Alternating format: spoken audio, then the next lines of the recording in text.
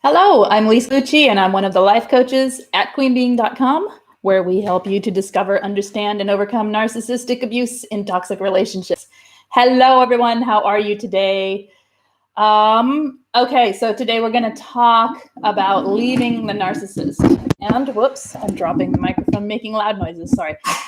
And the fear of change and all that goes with that when you leave a relationship, and the fear of what's to come, what will be, the unknown, all of that. So let's talk about that. If you guys are here, say hello, and I'll say hello back, and we'll get started.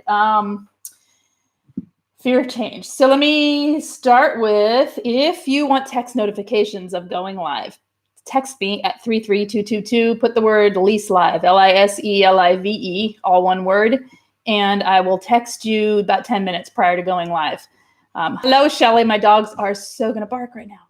No, please don't. It's just the kids, guys. Hey, Oswald. Sorry. All right. Let's start this over. Hi, Kat, Dan, and Shelly. Hello. Okay, let's get started. If you want to know your own power and heal toxic abuse in your life, hit subscribe, and let's continue on this healing journey together. All right, let's go. Also, if you need any information on anything regarding narcissistic abuse, healing from narcissistic abuse, if you need coaching help for narcissistic abuse, or anything like that, head over to queenbeing.com. And also there's links to SPAN, which is our support group, several different options there. So, okay, you guys, the kids are going to knock on my door any second. We're home.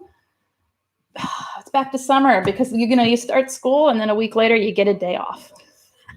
All right, you guys, leaving a toxic relationship. What is so scary about leaving something you know is wrong for you? What's so, hi, butterfly mama. What is so terrifying for us about leaving something that you know is toxic?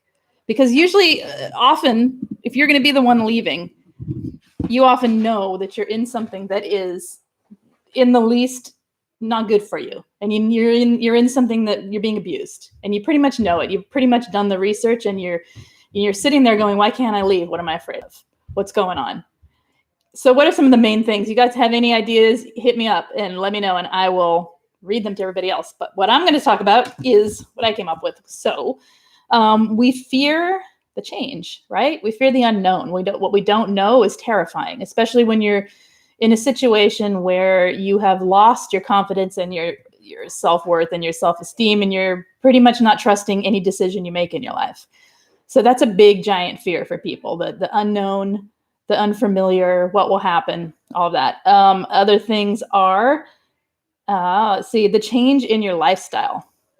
It can be a huge change in lifestyle for a lot of people. There are people whose narcissists financially abuse by giving them particularly well off lifestyles. In other words, they are the type of narcissist who likes to have lots of stuff and things around them and creates a lifestyle where the person is completely dependent upon the narcissist for the financial needs, and the financial status is higher. And so leaving that can be terrifying because it means going into poverty, right? So there's a whole lot of fear there for people leaving, or they abuse it in another way where they keep you completely at a level of, financial abuse is what it is, and it has many forms. So financial abuse is one reason people fear leaving, because they don't know what they're going to do. Kat Dan says, terrifying to hold complete responsibility for my life. I like that. Terrifying to hold complete responsibility for my life. Always been told what to do, where to be, how to be. 100%, plus gaslighting of incompetence. Yes, this is what I meant. Your self-esteem is wrapped up around what other people tell you is right or wrong, or good or bad about yourself, versus your own confidence level of knowing you can and will be able to function in your own life without someone telling you what to do and how to do it. This is a major attraction for staying with toxic people, because they're highly controlling, and they will gladly take the role of telling you what. In fact, they insist upon the role of telling you what to do, how to do it, and when to do it. And then they will pull back and leave you on your own for a while, so you flounder. So your only experience of Taking care of yourself is the failings that come in between them being in control of you. Really good point. So what can you do about that? Building self-confidence, making lists of things that you do right, finding ways to let yourself fail and pick yourself back up. You know what? Go out and get that flat tire if you have to. Have something happen that you have to find your way out of, and then watch how you do it. Even if you're crying the whole way through, it doesn't matter. You're still doing it. See, then the proof of failure. But failure is okay. Failure is how we find our way. What we've been taught is that failure is something for somebody else to fix.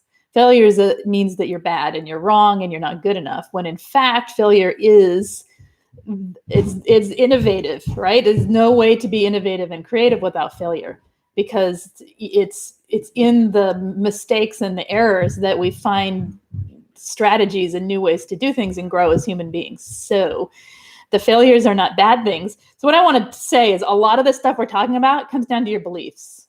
The reasons we stay are our beliefs. That's the main point to me anyway. Happy Labor Day, Web Education.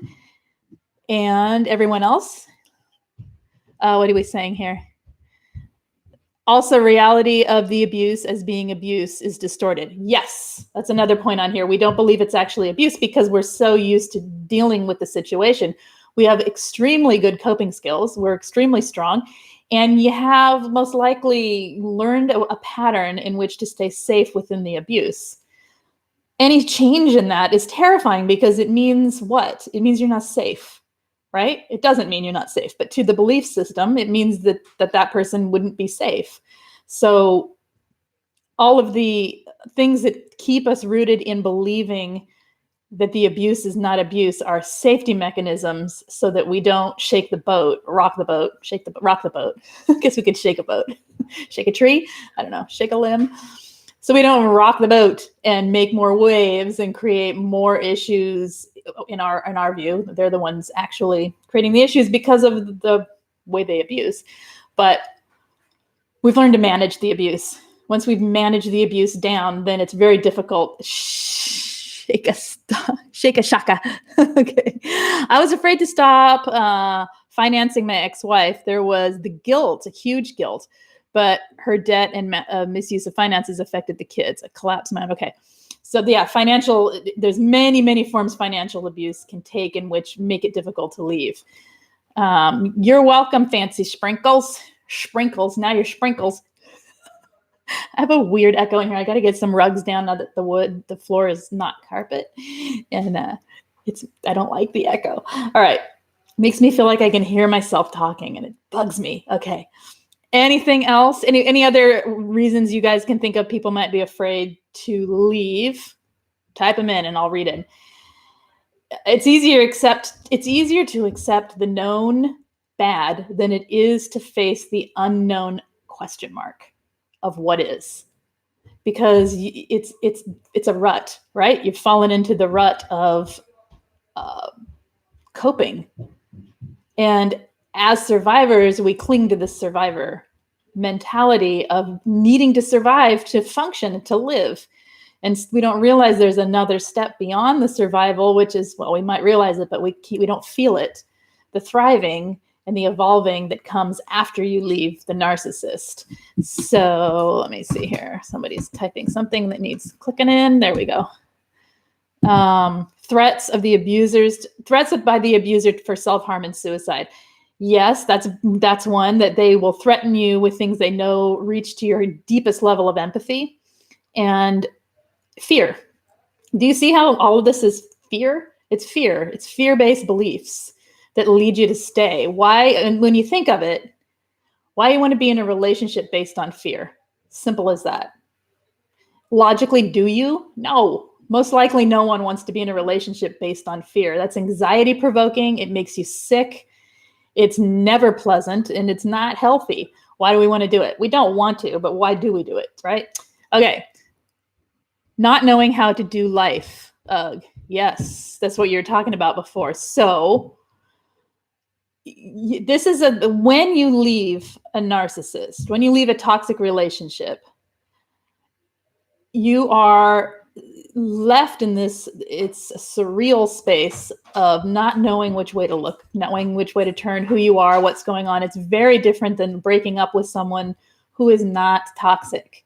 When you're trauma bonded and you're doing it anyway, and you're leaving this person, and you feel the desire to go back because of the cognitive dissonance, but you know better than to go back. Everything in your head is saying, get away. Everything in your heart is screaming, but it could be okay. We could fix this if only I did something different, blah, blah, blah. It's terrifying, but it's the only way really out, because as we know, even if they discard, they most likely will hoover. So really we have to be the ones to decide it's done. It's better for you anyway. This is the point of closure. We all want closure. We want this elusive closure that you can't get with a narcissist. This is the closure. It's in making the decision to step out of step away from the fear and toward a better life. And that's how you gain self-confidence as well, and self-esteem. It all goes together. The more you stay, the more these terrible things that you're talking about, this not knowing how to do your life and feeling trapped and all of that, the more that grows.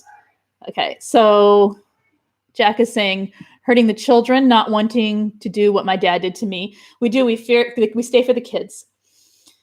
Logically, we know that is not healthy, not only for us, but also for the children, because we don't have a chance to at least half the time have the children away from the narcissist.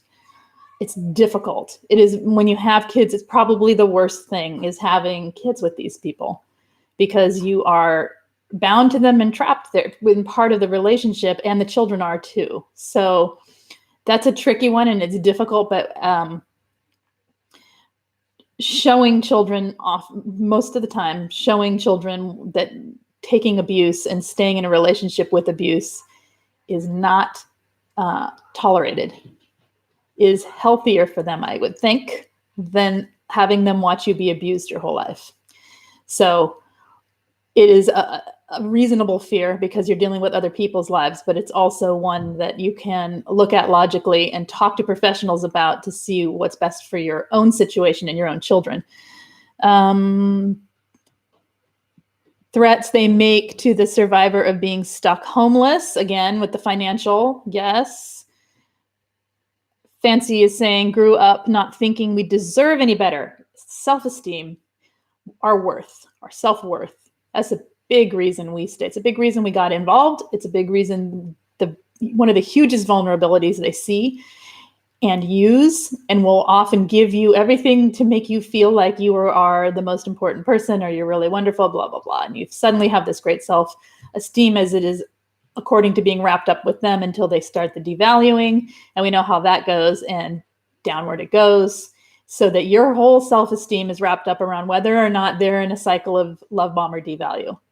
When they're love bombing, you may not feel so bad about yourself. When they're devaluing, you feel terrible. And then eventually you just always feel terrible, and you're just clinging to the crumbs of bits and bits of tiny affirmations and validations that you get from them. So you can see how that's like, even though we feel like we're not good enough, this is doing nothing but feed that. All right. Learned helplessness carries its own shame. Shame. Thank you. That's another one. Shame of not a failure, shame of not succeeding, shame of the fact that you even got involved in the first place, shamed of a failed relationship. I can't let this one fail, because it shows the world and everyone who is judging me, because of course everyone is judging me, right? It shows everyone that I am a failure, because I can't even keep this together. All right. So that's a big fear, right? Because we forget the bad times. Indeed, we do. The cognitive dissonance is a huge one. We believe that the narcissist can change, especially when they're in a good cycle. When they're on the upswing, we believe it's changed. We forget the bad times. Even if the up cycle is 5 minutes long, we can easily slip into cognitive dissonance in that time and forget. Abuse amnesia is real, right? It's a way of pushing the bad aside so we can cope with what is, because part of us believes we need to stay. All right. Butterfly Mama, what are you saying here? So hard to overcome. The leaving. or thinking the only good times are with the abuser. Right. It is hard to overcome. I'm going through this with my kids. Okay. Trouble is kids get brainwashed. And that's another topic with the parental alienation. And I'm not going to go deep into that right now because it's too deep and dark a topic to blend with this one. And there's no knowing or telling if that's going to happen as well. So being afraid of it happening, yes, it could happen. This is the thing. Any of these things we fear, yes, they could happen. But what are we living in? And what do you want to live the rest of your life in? That's the question. And do you want to feel your own self-worth and your own good, do you want to feel what it is the narcissist is stealing from you? Because they're not taking your bad, they're taking all your good. They're taking the reason they're with you is because you've got an enormous value. If you had no value to them, they wouldn't bother. Even when they discard, there's value. Even when they discard, it's just that they don't want to deal with they've created so much drama and they create so much, you start to see them for who they are and they can't hide from themselves anymore. And therefore they have to get rid of you onto someone else who doesn't see who they are. To me, that's what the major source of a discard is. When the narcissist knows the mask is off and they can't put it back on and they can't hide from it. So in order to hide from it, they just go to the easier new supply. And it's fun and it's exciting and blah, blah, blah if they go on to their narcissistic world of delusion. But your value was always there and they saw it and they still know it's there. Okay, you're the one, you have the value. You have the light inside you. They want that light. You can't see the light inside yourself because you are so buried under by taking care of and managing a toxic relationship. You start putting the focus back on you and you start to see your beneficial qualities, your traits, the things that attract people to you, the things about yourself that are positive, and you start building the self-esteem and the self-worth that keeps you away from toxic people. So where I got lost myself in lots of words there. Okay. Stacy, hello. How do they come to control our self-esteem? It's like they give it and take it away. That's not even self-esteem because we're so busy managing the relationship. We're so focused on whether they're mad, whether they're upset, whether they're happy, whether blah, blah, blah, blah, blah, them. We don't put the focus back on self.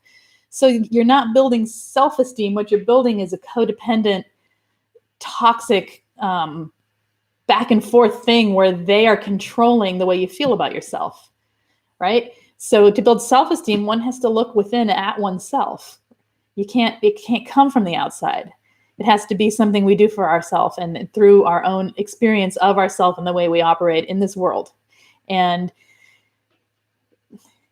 that's all I got on that.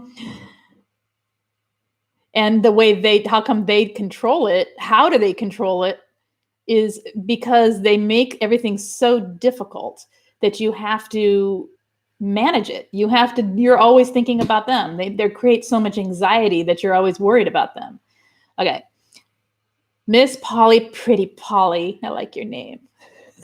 I just want to say your name over and over. Miss Polly, Pretty Polly. Can you talk a lot so I can say your name a lot? What helped me lately is watching empathic TV shows like Hoarders and Makeovers Wish, for example. That helps you what? I think I missed something there. I got to be able to scroll. There we go. There we go. Hi, Gwen. I think this episode's for you, my friend. Yes, the only good times can be with the abuser. Big problem. So to that, I say, so we looked at some reasons, and we could go on with a lot of reasons for a lot longer, but we're already 20 minutes in. So let's just move on to now what? Okay, so all of these reasons, if you look at them, if you just take one and say, I'm afraid of loneliness. What's that? There's a belief that loneliness is bad.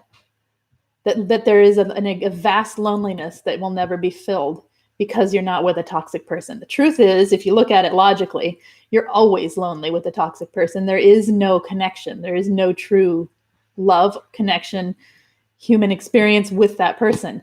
What feels like good times is absence of bad times, or them putting on a show and giving you a good time, right? It's not really the quiet, simple, connected good times that you have with someone who is actually connecting with you. You're pretty much lonely. I don't know any survivor of narcissistic abuse personally that has not said that this loneliness is worse with them than it was without them. Without them, it's different. It's a different loneliness, and we have to learn how to cope. And I've done videos on it, and we can talk about it again this week or next week if loneliness is a big deal to people right now. But it's the belief behind it that makes it so that the loneliness alone is some kind of terrible, horrible thing, and the loneliness with them is something we can cope with. All it is the fear of that shift, the fear of change, of letting go of the known and stepping into the unknown. Okay, so a lot of the beliefs like, I can't, I'm not good enough, I'll never find anyone else, this is as good as it gets. At least they love me. But do they? It's not always so bad. I feel for them because they had a bad childhood. They have a lot of things that hurt them in their life, and I totally understand. You're empathizing with them, all the reasons that keep us there, these beliefs. We've got to take them and create better beliefs and better attitudes for our own future in order to get away, especially if you're stuck because of fear. So, looking at what drives the beliefs, where it came from, getting into therapy, getting into coaching, things like that to help you change the beliefs, gain perspective around the beliefs so that you can move forward. That is useful. Hi, Daniel and Svenusha. Let's see. In my case, it was insane addiction to his approval. Yes. It felt like my self-worth completely dependent on his validation. I have never been addicted to anyone else before. Isn't it amazing? It's the grooming, the way they set it up. It's slow. It happens. And once it's there, very difficult. Okay. Of education. The last thing she asked me before her final discard was, so you think I'm a narcissist? I said, yeah, I think so. Pretty much never heard from her again, except for trading items. Yep. That's the lack of accountability there. And you called her on it, and she threw her little tantrum, and she's giving you the extended silent treatment, right? Which is in the form of a discard. He makes all the plans, adventures, social stuff, meals, everything. Thank you for doing this, Lise. Okay, so what when you hear that, if somebody said that to you, what would you say? I want to say, then create your own life and make your own plans, even if it's not fun at first. So being afraid of failure, number one, let that go. Failure is how you find what you love. Figure out what you love. Find something that lights a fire in you and go toward that. That's how you create contrast. We need contrast. If all we know is what the narcissist is feeding us, then all we're eating is poison, right? We got to eat something else and nourishing stuff, like the things that make us, ourself, light up and be happy and joyful. And if once you have the contrast, you can feel how empty the things they're doing are for you. And also how it's not that everything good has to have this bad side too. Do you know what I mean? Because they may set up all these wonderful things for you, but then they're also abusing you at the same time. So there's the good and bad always mixed together in extremes. And life doesn't have to be like that. Sure, there's not perfect or like super good all the time, but something you love doesn't have to also be attached to something really negative at the same time. And in truth, it shouldn't be, right? So, okay. Helps me stay in tune with my feelings and remember, butterfly mama, being alone gets better and better. Yes, it does. Can't wait for the alone times now.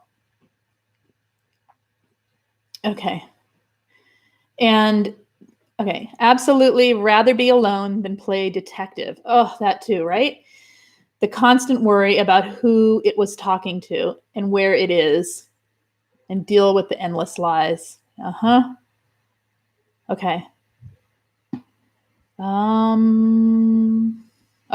All right. So change. When you think about change, just change in itself, it's scary for most of us. It's scary for most people, but it's especially fearful when you don't trust yourself. You don't trust your decision making. You don't trust your how to take care of yourself, your ability to be in this life, right? Without someone telling you what to do. Like, was it Cat? Someone said earlier. And so then if you think about that, what that says to me is a lack of preparation for the change.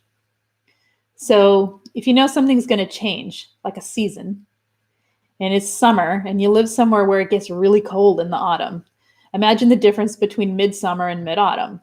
Do you just jump from one to the other? No, you prepare. How do you prepare? You get your wardrobe changed over. You get your tires ready, whatever you need to do. You get your snow plows out, snow shovels out. You change your equipment, your gear, your clothing. So what we got to do on the inside is get some tools inside of yourself in order to weather the change, because it's between the seasons that's can be the most scary. Because if you don't know what kind of autumn you're stepping into or what kind of winter you're stepping into from autumn, then you don't know what to bring. But if you have enough tools and you have enough gear, basically, to get you through, then you can survive it. So how do you do that? Well, cultivating better attitudes, number one. Change is adventure. How's that? Change is there's nothing to fear in change except the unknown. The only reason the unknown is fearful is because we're believing it is. You don't know that the truth is we don't know what tomorrow is anyway. We don't know what the next minute will bring. Those dogs could bark any second. You know what I mean? That's the real truth, is we don't know. And change is happening every second of the day. And yet we fear it when we think of making big changes like this, because we don't trust our own judgment of our own life. We don't trust the assessment that this is toxic and we need to leave. Is it something you'd wish on your best friend? Probably not.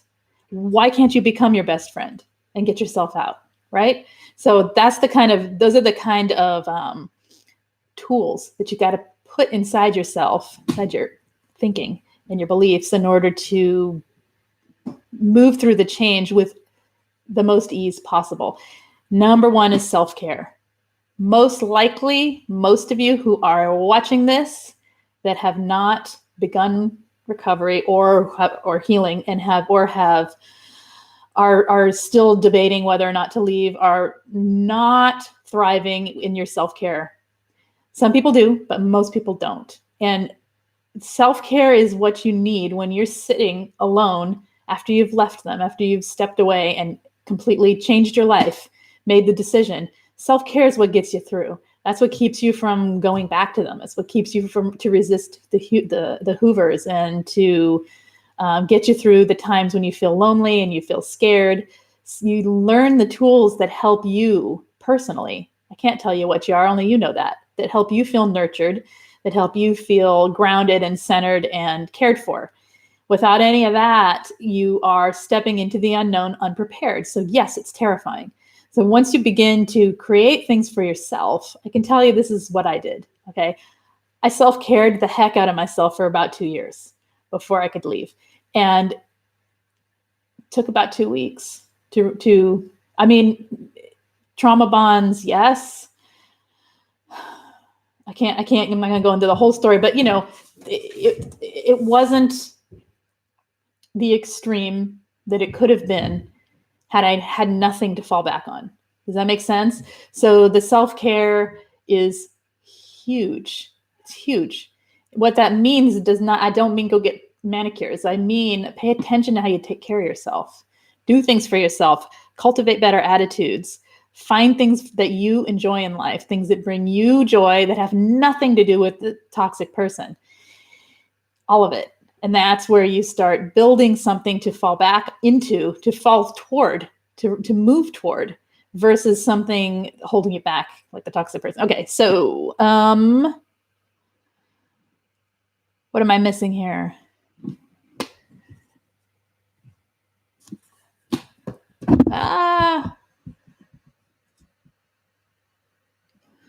All right, I'm missing some. Lise, what was the most healing activity for you?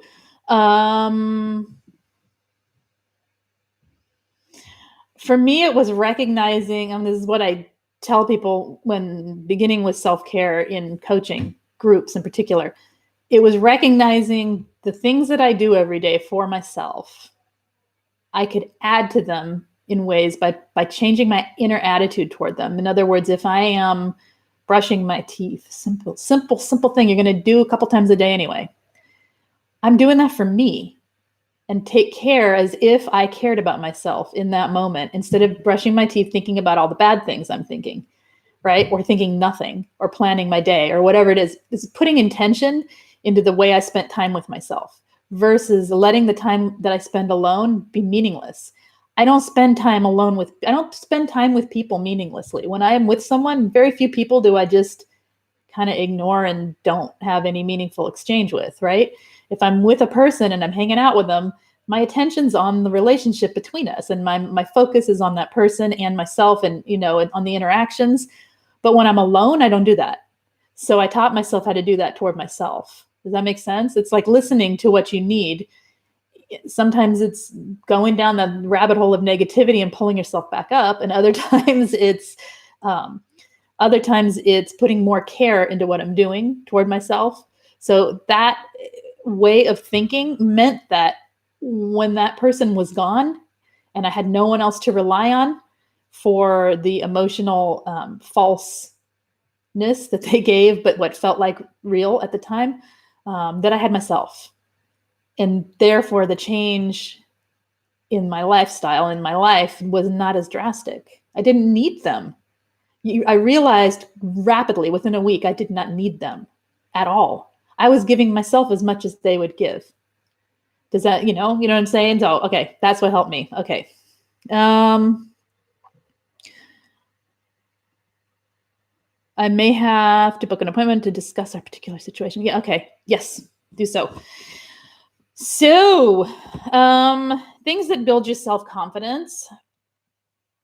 Cultivating an attitude of self-confidence, even if it's in teeny tiny things, because we have to learn to make decisions for ourselves. So if you're still with a narcissist and you're afraid to leave, or if you've left and you're reeling from, or you've been discarded and you're reeling from the inability to make decisions, make teeny tiny ones and celebrate the fact that you made them. It doesn't matter how silly that sounds. Literally, go pick 3 items at the grocery store, have them be meaningful, like make a choice on what brand you're going to buy, anything. Make a list ahead of time if it helps, things like that, to make a decision, do an action, pay attention to the fact that you did that decision action thing, because you got to retrain your brain to realize you're capable. It's wiring. You got to wire that brain with, creating new neural pathways over and over months' time. And new neural pathways will form, and you will start to see that you are capable of buying 5 items at the grocery store. And then you push it and you do some more, right? Or whatever your next thing is. So it's always this. The biggest thing to me, I think, is that healing is not passive. It's not like you get away from the narcissist and suddenly your life is roses, right? For most people. It's an active process of reprogramming one's own mind and working toward evolving and thriving. So, and hopefully coming out better on the other side, because you have learned how to work through things and have learned how to create a more positive inner life. All right. So, one thing to create if you are in a situation where all you can see is how scary it will be, try to shift your thoughts to literally visualizing multiple scenarios that could be better than the life you have now, even if they seem far-fetched. Create the belief and the life that you want inside yourself, to give yourself the positivity that you can do this. All right, because none of us want to see you sitting with a toxic person forever. It's not, as your friends and your peers, we're not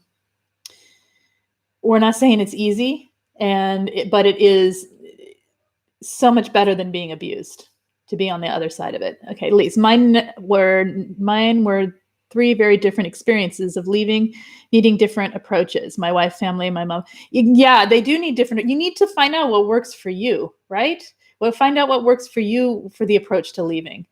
I'm more concerned right now about the fear of change and how to combat that fear of change and turn change from fearful to an adventure, or fearful to literally what's happening every second of every day, a reality. It really is. Change is a reality. Nothing stays the same. Very few things, like very few, will stay the same except for patterns. Patterns stay the same, right? So we're in this toxic pattern. In order to get out of the toxic pattern, you have to change. You have to change something. Little by little, change. Change is good in that regard in order to get away from toxic thing. The patterns will keep grinding and going with this toxic person forever because they don't have no accountability for themselves, and they have no empathy for anyone else. And therefore they will not make the changes needed in order to have a better life. So, okay. All right. So if you're still with them, my last bit here, then I'm going to open it up. You guys want to talk about anything else, we can, or we'll end soon. What was I going to say? Oh, if you're still with them, create some space for your life that isn't including them. This is what I was saying to Gwen too.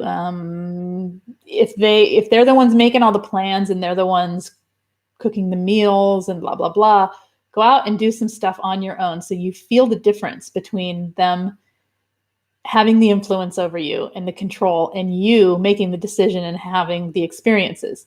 Allow things that don't feel good and don't work to just be just a checkbox of something that didn't work, and you can move on to something else till you find something that works for you. I think it's important to experience the contrast between doing something you enjoy on your own or around people who are positive. Oh, being around people who are positive is huge. Be around people who are positive, you don't feel drained. You just don't. And I mean, you might be drained from the experience because it's tired, you're tired, but you don't feel that same drain.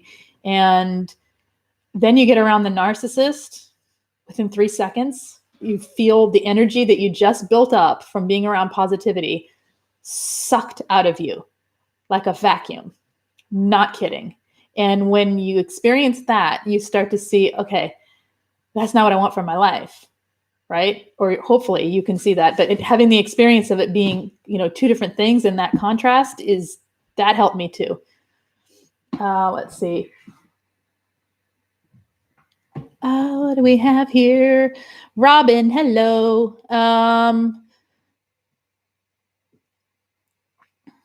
Each time the healing had to be active and clever and brave and killing my queen on the chessboard. Yes, it does. We have to find new strategies, don't we? Yes, we do, for the whole of life. That's right. Needed this today after 5 months struggle with cognitive dissonance, abuse, amnesia. I finally let go, and recently within myself. It's been hard road, but I've finally landed within myself where I really need to be. Yay, Robin! Yay. So what helped you? What was the turning point for you, if you don't mind? Was there some realization? What happened? Hi, Anna. May, 2+ months, no contact with Madre. It only took 35 years to wake up. You got this. You got this. Yeah. Okay. I found that a great thing was to think of something you wanted to learn but couldn't, and then go study. Yes, you see, it's putting the focus off the toxic person onto yourself. That's always the answer for the trauma bonds. Get the focus on yourself. We want to sit and ruminate and obsess and think about them because we're trained to. Did you say hey, Lise? Hey. Hey, Robin. Oh, different Robin. Hey, Robin and Robin. Yes, we are trained to think about them constantly. So getting the focus off of them and onto self. I mean, think about it. Where you're directing your attention is where your focus goes, right? And if you're directing your attention constantly back to the toxic person, you're just going to keep It's going to keep those trauma bonds in place. All right. 101 days parasite free, by the way. Excellent. Love that. Okay. What else, you guys? Anything else you want to talk about today? I'm kind of talked through this one, I think, unless there's more and I've missed something. Well, I'm sure I missed something, but anything going on with you guys that you want to talk about? Any ideas for the week that you want me to go into? Let me know. Otherwise, I'm going to wrap this up. Wrap it up. Okay. You're loving being you again. Excellent. Isn't that great? Love that. Yeah, I do. And anything that takes me out of feeling like me, I don't want it. I don't want it anymore. It's exhausting and I don't want it. Stop listening to Delilah. Okay. Anything else, you guys? Anything you want to talk about? Any questions? Anyone have any struggles that they're dealing with that they would like help with? Let me know. Anyway, you guys, change is not a bad thing when it comes to letting go and moving forward with your life. You can do this. Prepare by you using lots of tools to help you understand what self-care is and how to focus on yourself. Prepare by creating financial plans as best you can. Prepare by researching what other people do and strategize differently than you're used to strategizing. What you're doing in your relationship isn't working for your life. So look what helps other people get out, move forward, what they did when they left. Accept that it's not going to be the same, that your lifestyle may change, that things may change, that it may be difficult. Understand that it is going to be painful when you leave. Get the self-care in place so that you have your own back.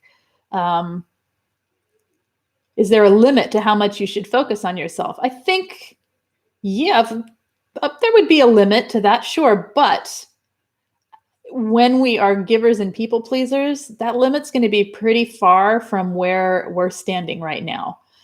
I think when we lose sight of other people to the extent where we're doing things that hurt other people, or we get so self-focused that we think ours is the only answer and ours is the only way of thinking, that kind of thing. But I think that's an individual thing, and I honestly don't. Knowing you personally, I don't think you have much concern there. But with the limits, let's see. You helped me. I helped you. Oh, good. And your commenters, I found a fabulous accountability partner. Excellent. I went back a few times too many. After putting my hand in the fire over and over, it has finally figured it out. Excellent. I'm glad you're feeling better, Robin. This is good. Now the next step, right? Now what's next? Now's the good stuff, even if it's still hard, really. All right. Emotional flashbacks when contemplating leaving. You're having emotional flashbacks because you are, that's a form of the cognitive dissonance where you are flashing back in order to keep you in place, because that's your emotions driving your thoughts, right? And your logic is lost. Sometimes when we are trying to leave, logic is our best friend. That's the place that tells us what we want for our life and what is good for us. And we stop listening to it when we feel so drawn to the thing that is toxic. So logic, that's another form of self-care, is listening to your reason. Okay. Narcissists and money. Okay. Is a topic. Anime says, I'd be interested in a discussion about coming to this knowledge with one person, causing you to delve through and reevaluate past and longstanding relationships. So in other words, seeing the pattern of toxic abuse in your life, seeing red flags in other people's relationships. Okay, so that when we discover and understand, we then see it everywhere, including our own past. Is that what you're saying? It's a good topic. Okay. All right, you guys. So I'm going to head out today. I'll be back tomorrow. And I think that's it. Yeah. So if you would like to, if you enjoyed this, please hit the thumbs up. If you would like notifications sent to your text me at 33222. put the word Lise Live, Liselive, as one word and hit send. And I will text you 10 minutes prior to coming on. Hit the subscribe button also if you have not subscribed to this channel. I'm here 3 to 5 times a week. I'm always open to suggestions, so feel free at any time to leave me comments in any of the videos, regular comment section, and I read them and write them down and do what I can to get to the topics that I feel I am able to do at that point in time. Let's see. Cast the mind back into who you were as a child. We weren't in a relationship with anyone but ourselves then. That helped me about being in my own. Oh, that's a good idea. Yeah. Okay. All right, you guys. So you take care, and I will see you tomorrow. I'm not sure what we'll talk about tomorrow yet, but I'll find something. I'll talk to you then. You guys take masks. Oh, sorry. I keep getting drawn. I just did masks last week, didn't I? I did. I think I did masks last week. You're welcome so much. You have a great day, and I'll see you guys tomorrow. Okay, take care. Bye-bye.